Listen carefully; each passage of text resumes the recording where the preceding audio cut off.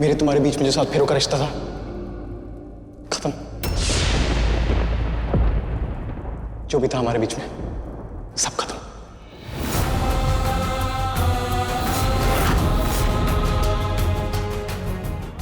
चलो अनमोल, सगाई करते हैं।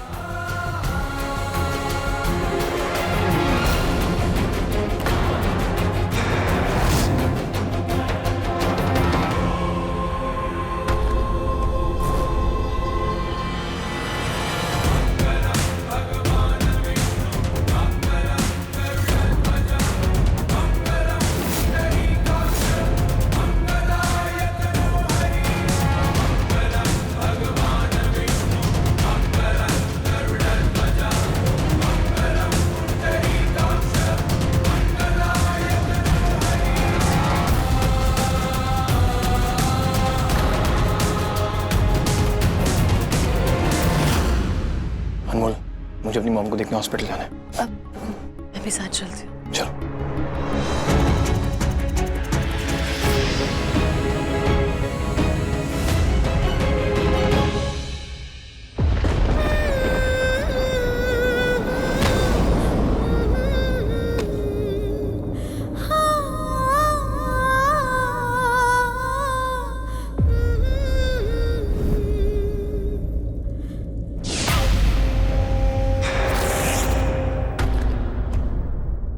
हाय हाय हाय, दोनों की किस्मत पर एक ही रंग चढ़ा है।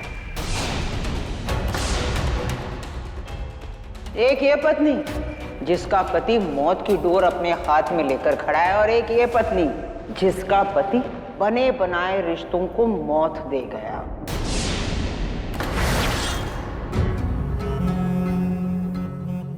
देख लो,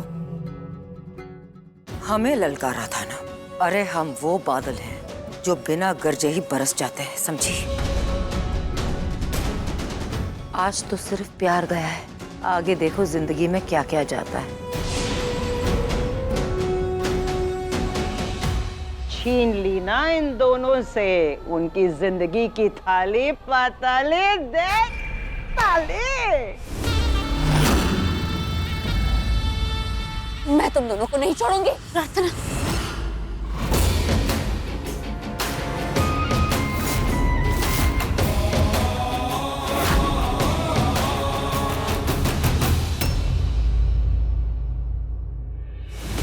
ये सब मेरे साथ ही क्यों हुआ?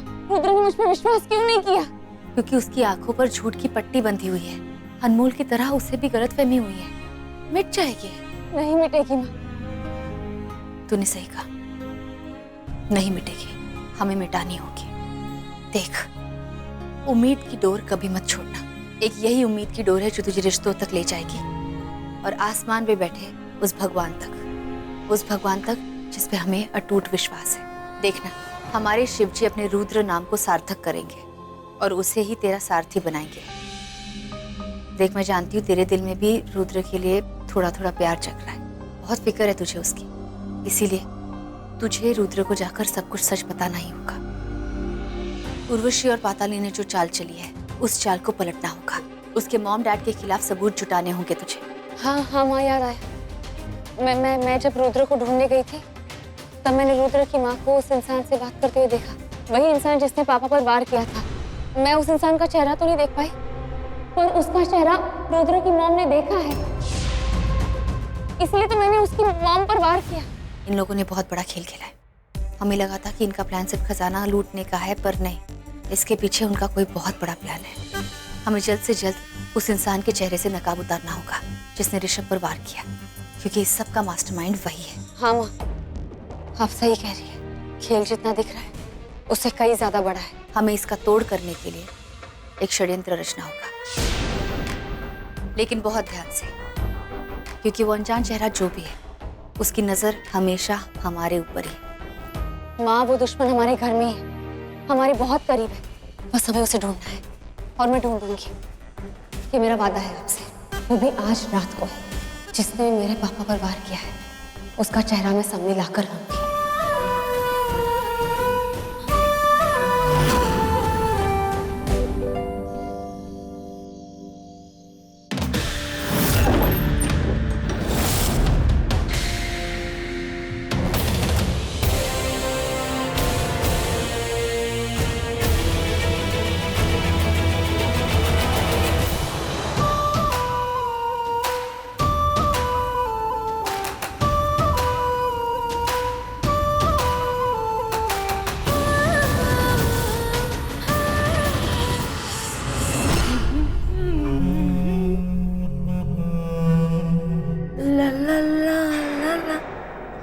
अपनी कामयाबी के नाम पे एक जाम हो जाए।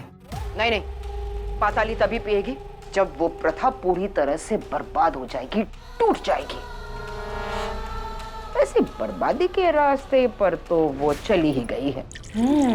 अगर ऐसे ही चलता रहा तो हम अपने असली मकसद में बहुत जल्द कामयाब हो जाएंगे। Cheers.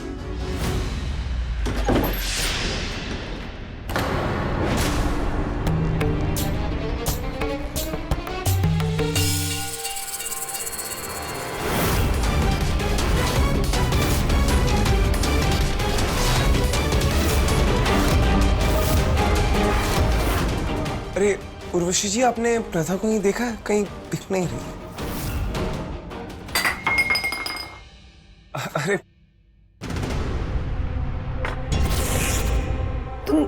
तुम कोमा में थे ना? मेरा मतलब तुम ठीक हो गए? हाँ हाँ, मिरेकल से। अब मिरेकल हो ही गया है तो मैं सोच रहा हूँ प्रथा को जाके सब बता दूं किसने मुझ पर वार किया।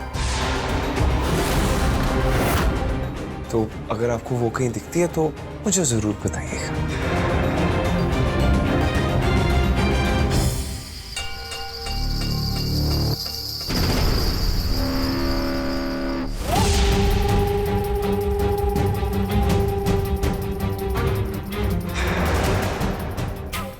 ऋषि, ये जिंदा हो गया, अपने पैरों पर खड़ा भी हो गया और बोलने भी लगा है, और वो चाह रहा है अपनी प्यारी सी प्रथा को सच्चाई बताने के लिए। तू जल्दी से फोन कर फोन और बता।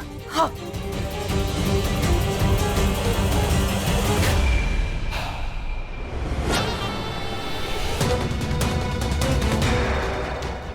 हेलो, गड़बड़ हो गई। ऋषभ ठीक हो गया है और वो तुम्हारा सच प्रथा को बताने जा रहा है। जल्दी कुछ करो।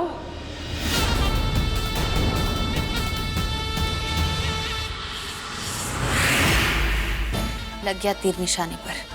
अब गुनहगार खुद ही अपना चेहरा दिखाएगा। तुझे कुछ पता चला? नहीं माँ, मैं पापा का रूप लेके ऑफिस गई तो थी, सबसे बात भी की, पर किसी को मुझे देख के कोई झटका ही नहीं लगा। हमारा वो रास्ता आखिर है कौन? वो सामने आ जाएगा। मैं ऋषभ का रूप लेके उर्वशी और पाताली को मिलने गई थी।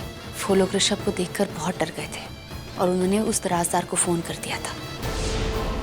अब ये नकाबपोश अपना नकाब हटा के हमारे सामने अपने आप ही आएगा।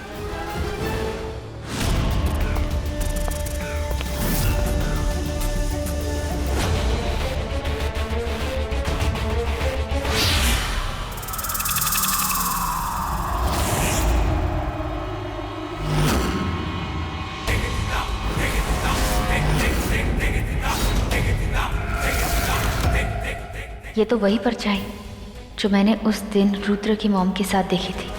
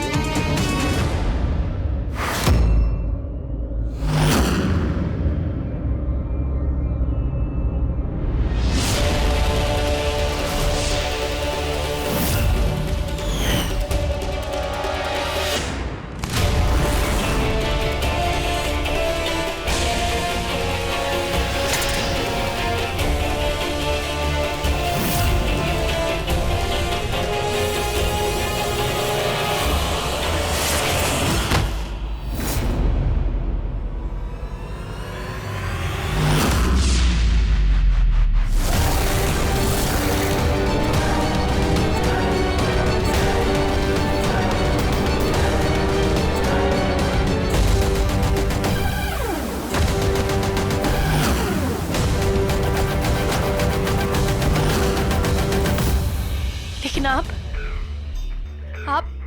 इतनी जल्दी ठीक नहीं हो सकते। आप पे मैंने इतना गहरा वार किया था और आप पे उसका कोई असर नहीं हुआ। नहीं, ऐसा नहीं हो सकता, ऐसा नहीं हो सकता। प्रार्थना, पर तुम्हारे पापा का कातिल मैं नहीं, कोई और है।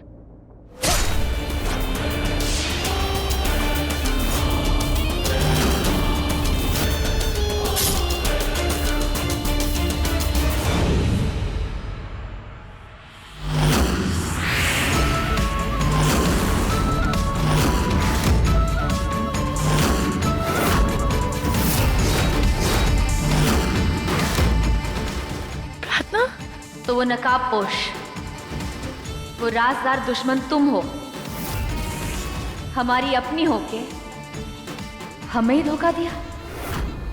ऐसा क्यों किया अनमोल? तो तुमने मेरे साथ चाल चली, इतनी बड़ी चाल चली। चाल तो तुमने चली है अनमोल।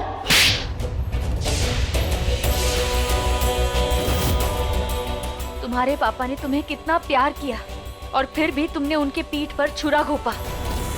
एक बार सोचा जब ये बात माँ को पता चलेगी तो उन पर क्या बीतेगी, पर उन्हें बताना तो पड़ेगा ही। मुझसे बड़ी गुनहगार तो तुम उनकी हो और अब वही तय करेंगी, क्योंकि उनका हक बनता है कि तुम्हें क्या सजा दी जाए।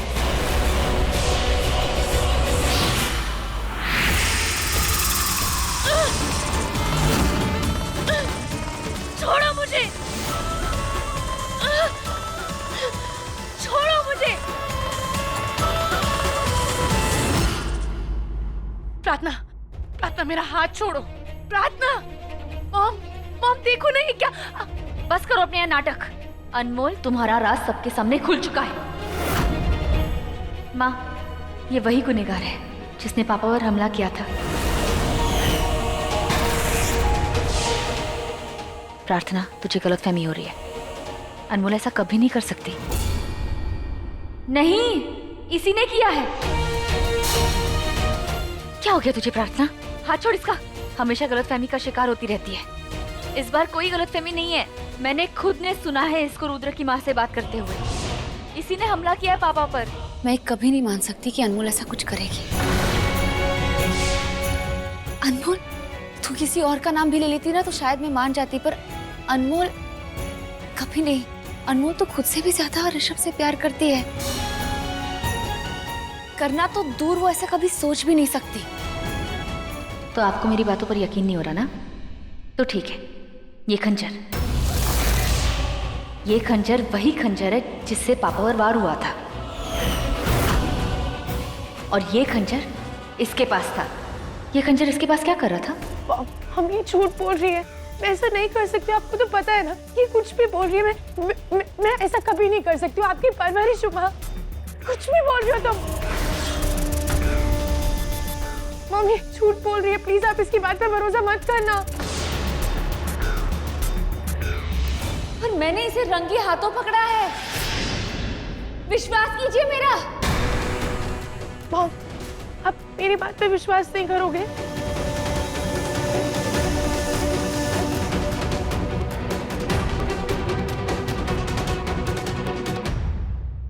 नहीं, अनमोल ऐसा कभी नहीं करेगी। मुझे अनमोल पे पूरा विश्वास है। मैं हूं ना, मैं तेरा विश्वास करती हूँ अनमोल।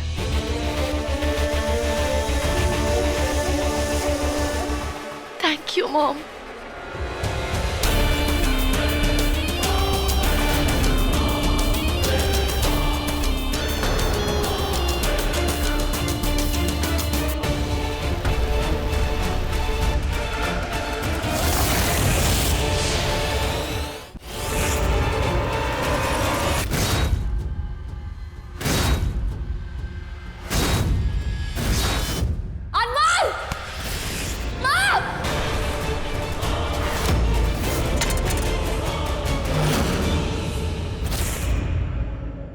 मेरी माँ पर खरोच भी लगाने की हिम्मत भी मत करना।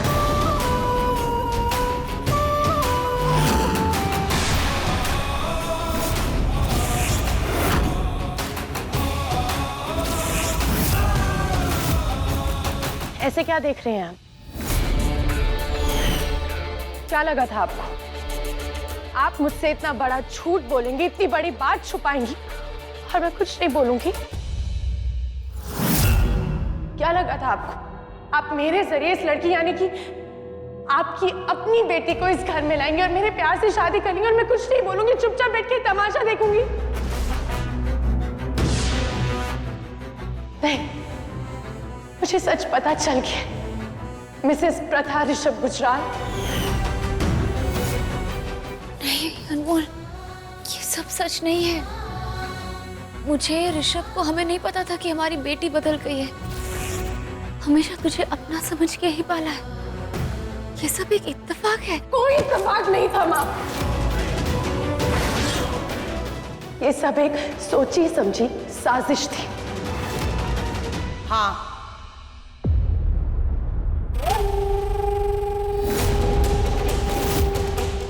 इन्होंने मुझे आपकी बेटी से बदला और आप ही के घर में भेजा।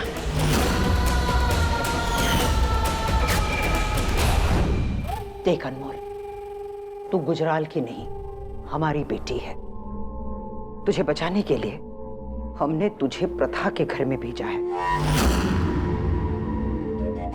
तू प्रथा की बेटी नहीं है, प्रथा की बेटी प्रार्थना है। तुझे नफरत करनी है उन दोनों से। दोनों नौगिने हैं,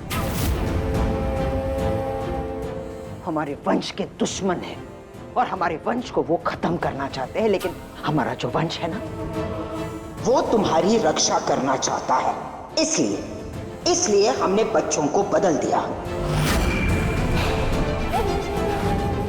तेरी माँ की जिंदगी से तुझे निकालकर हमने अनमोल को वहां भेज दिया और जिस प्रोफेसर को तू अपना बाप मानती थी, वो तेरा बाप नहीं था, अनमोल का बाप था। उसे तो इस बात की खबर भी नहीं थी कि वो हमारे काल के वंश से है। मेरी बेटी सीमा का असली बेटा था वो, और वो भी हमारे साथ मिला हुआ था। पर अचानक उसे अपनी बेटी प्रार्थना से बहुत प्यार हो गया। वो तुम्हारी परवरिश करने में लगा था, हमारे रास्ते का कांटा बन गया था। इसलिए हमने उस कांटे को काट दिया। वो हमारी योजनाओं को बर्बाद करना चाहता था, इसलिए हमने उसकी जिंदगी ही बर्बाद कर दी। लेकिन वो हमारे वंश का था, इसलिए उसकी बेटी अनमोल की जरूरत हमारे वंश को थी। पर क्या करे, इसे नागिनों से खतरा था। इसलिए नागिनों से बचाने के लिए हमने अनमोल को तेरे घर भेज दिया, ताकि जान लेने वाली नागिन खुद इसकी रक्षक बन जाए। और तू बन भी गई। और फिर हमने तुम्हारी बेटी प्रार्थना को उस प्रोफेसर के घर पे भेज दिया। अब तो तू समझ ही गई होगी ना कि इतने सालों तक तू अपनी माँ से दूर थी, हमारी वजह से, हम लोगों की वजह से।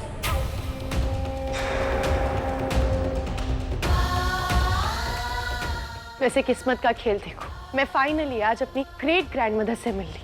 मेरे डैड और सीमा दादी, हम लोग कालकिया वंश से, नागलोक के दुश्मन वंश से।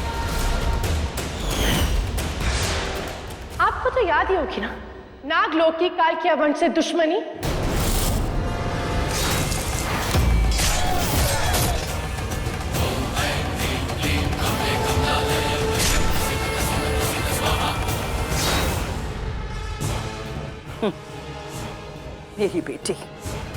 मेरी बेटी सीमा को तूने मौत के मुंह में डाल दिया। और तुझे क्या लगा, तू ये सब कुछ करेगी और ये पाताली तमाशा देखती रहेगी, तुझे छोड़ देगी? नहीं, पाताली ने जाल बिछाया तुम नागिनों के लिए, और तू नागिन उस जाल में फंस गई। अनमोल को तेरे घर मैंने भेजा ताकि तू इसकी परवरिश करे, आंख बंद करके इस पर विश्वास करे, ताकि हम तुम्हारे इसी विश्वास का विश्वासघात करें, उसका फायदा उठा सके। और हमने फायदा उठाया भी। और तेरी बेटी प्रार्थना, हम इस पर नजर रखना चाहते थे, इसलिए हमने इसे उस प्रोफेसर के घर पर भेज दिया ताकि पल पल की खबर हमें मिले। इंतजार कर रहे थे उस पल का जब ये शेष नागिन बनेगी। शेष नागिन। हर लाल चांद की रात को मेरे स्किन पे रैशेस आ जाते हैं। इसका तोड़ है मेरे पास, वहां देख, ये रास्ता वही जाता है। तुम्हें वो मंदिर मिल जाएगा और मुझे तुझे राहत।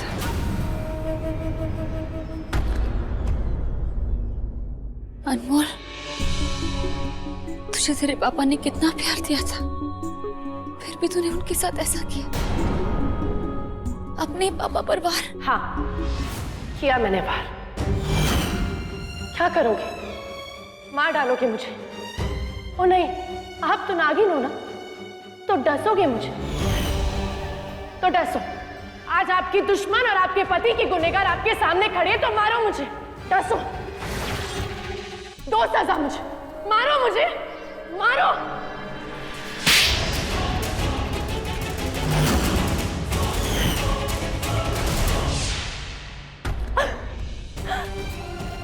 ये क्या था?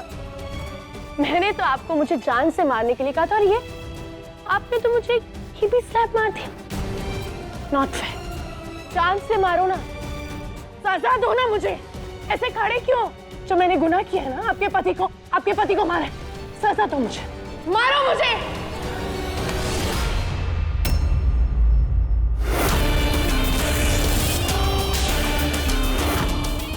ये गलती करने की कोशिश भी मत करना, वरना ये अनमोल आपकी अनमोल जान निकाल देगी। समझे आप? अनमोल, मेरी माँ को हाथ लगाने की कोशिश भी मत करना, वरना मार दूंगी मैं तुम्हें।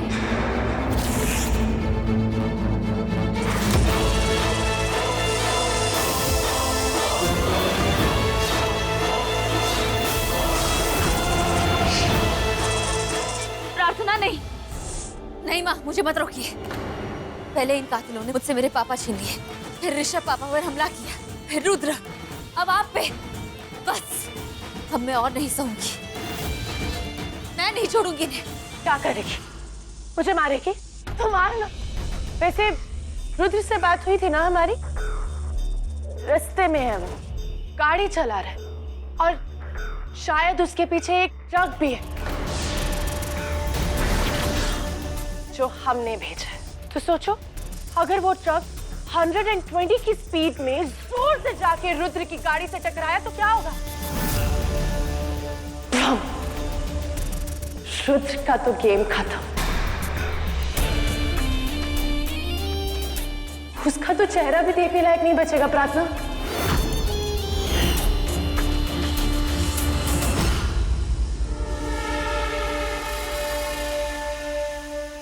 तो क्या करोगे आप? मुझे मारेगी या अपने पति को बचाएगी? ओ सॉरी, एक्स पति को बचाएगी। कैसे बचाओगी दोनों को? बोल। बेचारी प्रार्थना कुछ नहीं कर पाएगी अब। So sad। तू मुझे ज्यादा ललकार मत, तू जानती नहीं मैं कौन हूं। नागिन हूं मैं, नागिन, नागिनों की नागिन, श्रेष्ठ, सर्वश्रेष्ठ, शेष नागिन हूं मैं। और अगर मैं चाहूं ना, तो एक झटके में तेरी हस्ती इस दुनिया से मिटा दूं। और एक शेष नागिन और उसकी नागमणि की शक्ति तू जानती नहीं। और जब एक शेष नागिन अपनों को बचाना चाहे तो बचा के ही रहती है, इसलिए मैं अपने पापा और रुद्र को बचा कर ही रहूंगी। हे नागमणि, मैं आपका आवाहन करती हूँ, आपको आमंत्रित करती हूँ, जागृत होइए, मुझे अपनी शक्तियां दीजिए।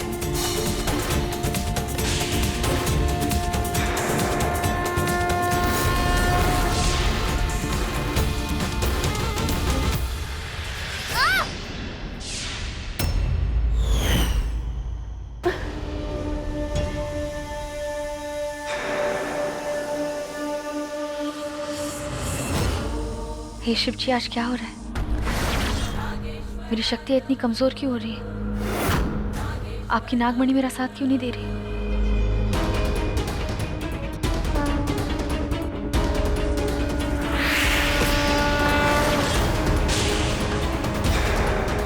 प्रार्थना,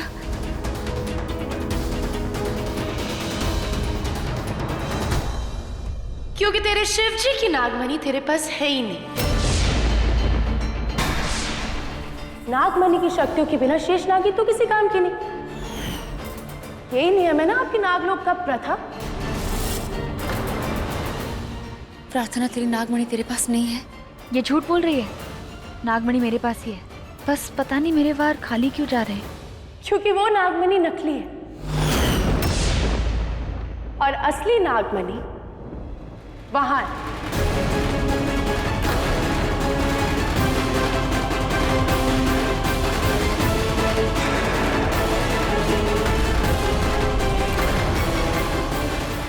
अब तुम दोनों ये सोच रहे होंगे कि ये नागमणि प्रार्थना के अंदर से निकल के वहां कैसे पहुंची। तो ये मैंने किया। ये मेरी एक साजिश थी।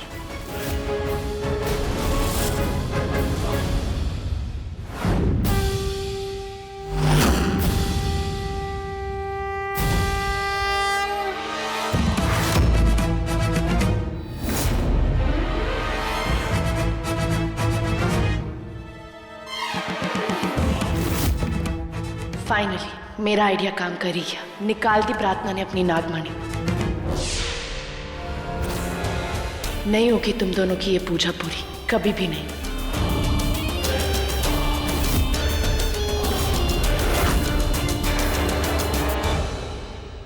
नहीं, मैं तुम दुश्मनों को नागमणि नहीं लेने दूंगी। नागमणि शिव जी की धरोहर है और वो मैं तुम लोगों के गंदे हाथ नहीं लगने दूंगी।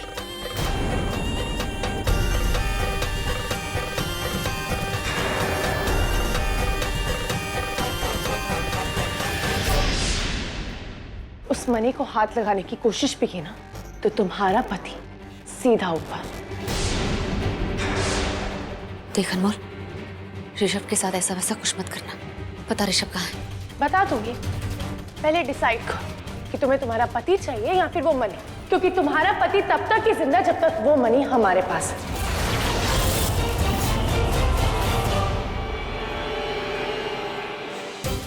अब तुम दोनों कुछ नहीं कर सकती हो, हार गई हो, क्योंकि जब तक नागमणि वहां है ना, तुम दोनों हमें मार नहीं सकती।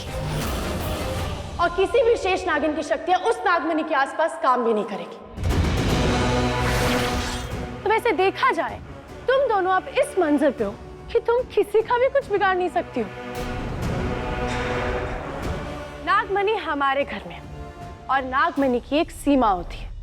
कोई भी नागिन अब हमारा कुछ नहीं बिगाड़ पाएगी, कुछ भी नहीं।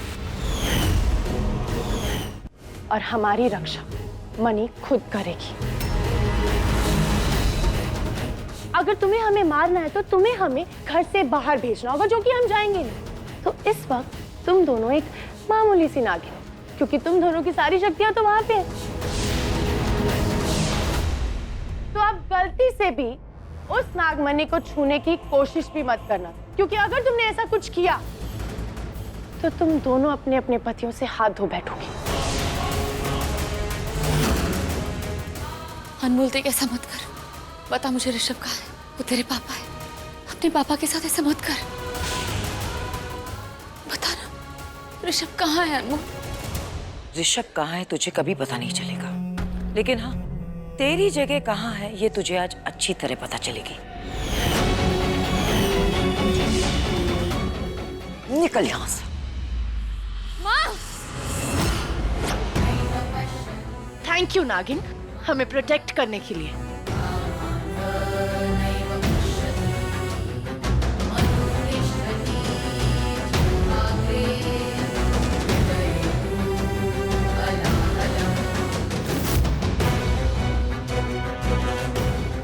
तुम्हारा खेल खत्म। Tata, bye bye.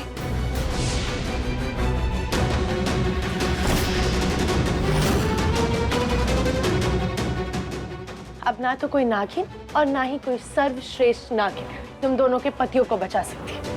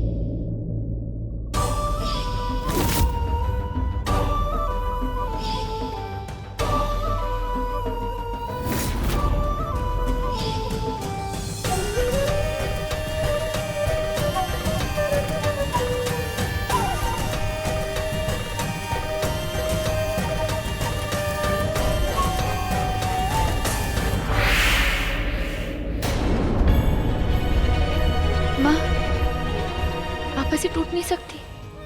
अगर आप ही ऐसे बिखर गई तो मैं क्या करूंगी? माँ, वक्त बदलता है। आज हमारे खिलाफ बदला है, कल हमारे लिए बदलेगा। चलिए चलते हैं यहाँ से।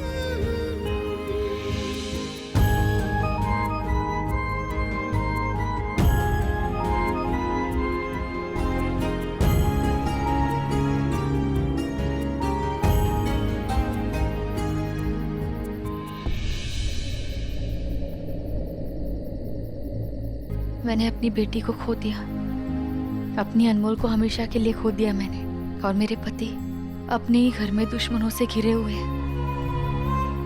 और मुझे यही नहीं पता कि पूरे घर में मेरे पति को उन्होंने कहाँ पर कैद रखा है। और मैं कुछ नहीं कर सकती क्योंकि नागमणि उनके पास है, और नागमणि जहाँ भी है उसके आसपास हम कभी वार नहीं कर सकते, और हम घर के अंदर भी नहीं जा सकते, और ना ही वो खुद से इस घर से बाहर आएंगे। अभी हम कुछ नहीं कर सकते। देखा जाए तो मेरे पापा ने मेरे साथ कभी कुछ गलत किया ही नहीं था, फिर भी मैंने उन्हें चोट पहुंचाई। शिव जी ने तो मुझे आशीर्वाद दिया था। मुझे एक नहीं दो पापा दिए थे। एक जिन्होंने मुझे पाल पोस के बड़ा किया, और दूसरे जिन्होंने मुझे जन्म दिया। और मैंने क्या किया? मैंने उनके लिए कुछ भी नहीं किया, और अब मुझे कुछ करना भी नहीं है। अब मुझे और कोई बदला नहीं लेना। रुद्र का भी दिल दुखाया मैंने, ये जानते हुए भी कि मेरे भी दिल के किसी कोने में प्यार है उसके लिए। पर नहीं, आई तो थी मैं अपने प्रोफेसर पापा का बदला लेने, पर किया तो सब कुछ गलत। बस एक गलती के बाद दूसरी गलती, गलती के बाद गलती। जिन्होंने मुझे सबसे ज्यादा प्यार दिया, मैंने उन्हीं का दिल दुखाया। शायद मैं इस प्यार के लायक ही नहीं हूँ। शायद मैं ही अशुभ हूँ। अब मैं अपना चेहरा किसी को नहीं दिखाऊंगी। प्रार्थना, मैं यहाँ से चली जाऊंगी और वापस कभी नहीं आऊंगी। प्रार्थना, कहाँ जा रही है? प्रार्थना!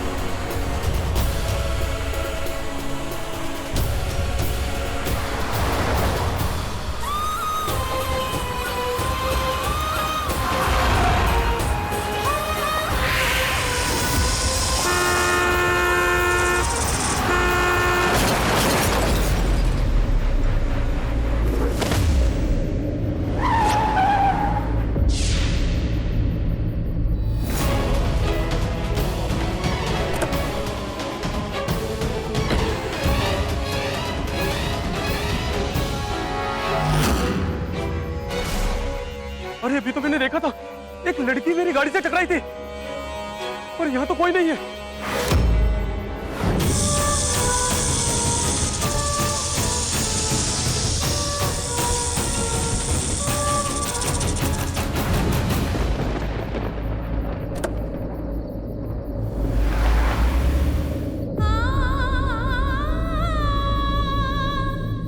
प्रार्थना, हे शिव जी, क्या करूं मैं? कहाँ जाऊं? प्रार्थना, आंखें खोल बेटा, आंखें खोल प्रार्थना, आंखें खोल प्रार्थना बेटा, आंखें खोल।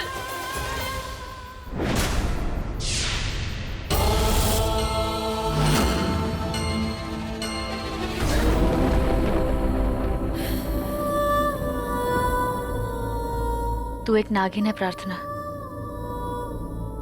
और एक नागिन की मर्जी के बिना एक खरोश तक उसे छू नहीं सकती। तो फिर तेरे साथ ये सब तूने ऐसा क्यों किया प्रार्थना?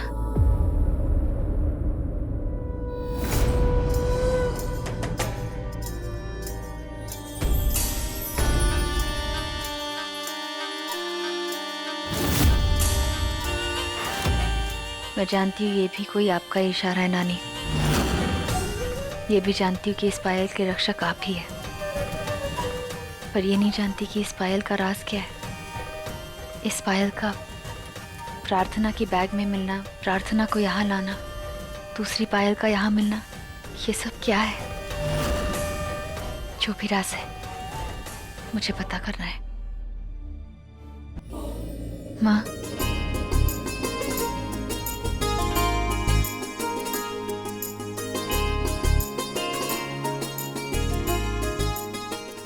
माँ, मैं ठीक हो गई। कैसे? नानी के पायल से।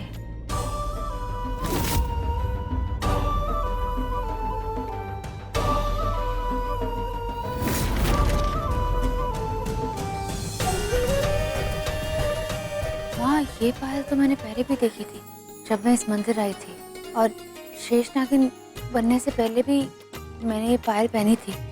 शायद ये भी हमारे मिलने का इंतजार कर रही थी, पर कहानी इस बार कुछ और है। क्या है?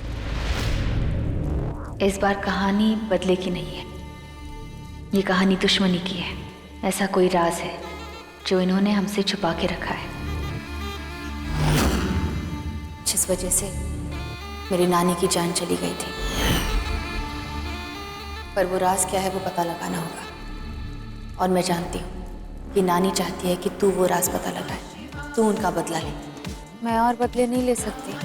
नहीं प्रार्थना, तुझे वो बदला लेना होगा, क्योंकि मैं जानती हूँ कि नानी चाहती है कि उनका अधूरा काम हम पूरा करें। वो लोग मेरे पति को ले गए तो मैं तो उन्हें नहीं छोड़ूंगी। करोड़ों सालों पहले जो दुश्मनी इन्होंने शुरू की थी, उस दुश्मनी को मैं निभाऊंगी।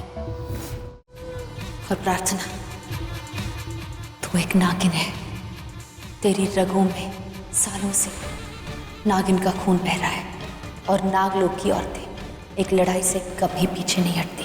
प्रार्थना, जिस दुश्मनी के लिए मेरी नानी ने अपनी जान को बलिदान दिया है, उसे हम ऐसे ज़ाया नहीं होने देंगे।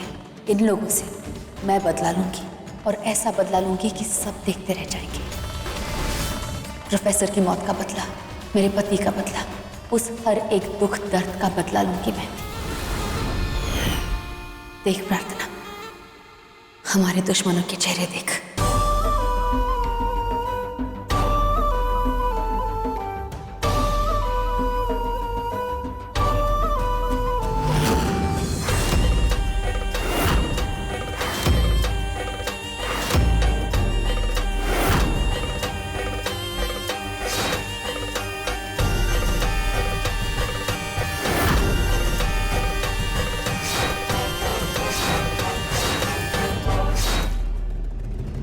अब बदले का वक्त आ गया है।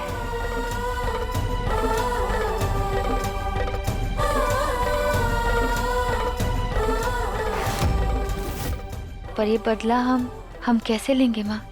हम तो उस घर के अंदर जा भी नहीं सकते। या तो वो लोग घर से बाहर आए, या हम अंदर जाए। मौत तो उन्हीं की होगी। पर माँ, हम उन्हें नहीं मार सकते। अगर हम किसी और का रूप लेके उस घर के अंदर जाते भी हैं, तब भी हम नागिन उन्हें मार नहीं पाएंगे, क्योंकि उस घर में हमारा नागमणि है। हम उन्हें नहीं मारेंगे, वो लोग ही एक दूसरे को मारेंगे।